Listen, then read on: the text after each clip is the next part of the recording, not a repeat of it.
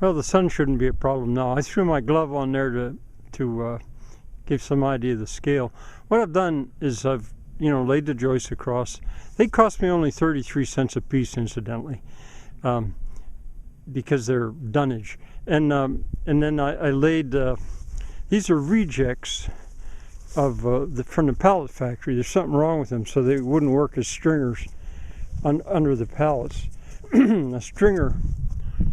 Well, there's a pallet. The stringers are the ones that are horizontal on that pallet right over there. Now, I wouldn't necessarily had to make it solid here in the middle, but I didn't like they were 48 inches long, so they split right in the middle, 8 foot. But I didn't like the fact that there was nothing spanning that joint, breaking that joint, so I laid them a little thicker. But I only laid them down. I still haven't nailed anything except right there at the bottom, that first 45. Now my center joist for some reason was low, so I shimmed it up on both sides. Now I'm going to lay the subfloor. I'm going to lay that on a 45, and I'll just lay it out and then probably cut a bunch of small pieces for the gaps. So as you can see, I've begun to lay these, or almost finished already, laying these 45s.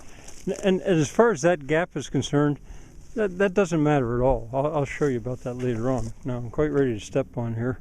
Let's see, that's calico. No, that's calico. Why I stopped was because I wanted to show you that what I've done here is dangerous. That's called a trap.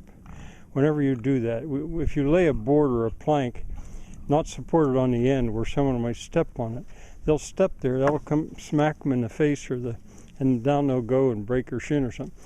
But as I lay the subfloor across them, that takes care of that. But until I do that, I have to be aware of that, because I did that in quite a few places. I mean, here's another one.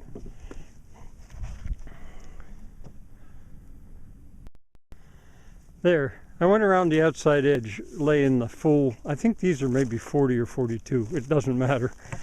And then the gaps that I had to cut, I just went and cut a bunch random. I certainly didn't worry about measuring the gaps. I also didn't, of course, cut a 45. In, let's say, normal carpentry, you'd let them run wild, and then you'd snap a line around the outside edge and take your saw and saw them off on a 45. But you don't have to. And actually, there's something to be said for not having such a tight fit in this kind of construction. Now, I'm ready to show you a little bit about the finish floor. Nothing is nailed here. That's the material I'm going to use for the finish floor, quote unquote. I mean, it's not planed, it's just rough sawn. And all of this stuff is pallet rejects from the pallet factory. Now, as I run it, I'm going to run it this way because it doesn't matter as far as the 45 layer is concerned. I could get the same strength if I ran them that way. But underneath the subfloor, the last ones I put on were running, you can see that? They were running long ways like that. And so I'm going to cross that. And what I have in effect is a big unglued piece of plywood. I've crossed the grain twice, so the grain's going in 3 directions actually. I won't glue it.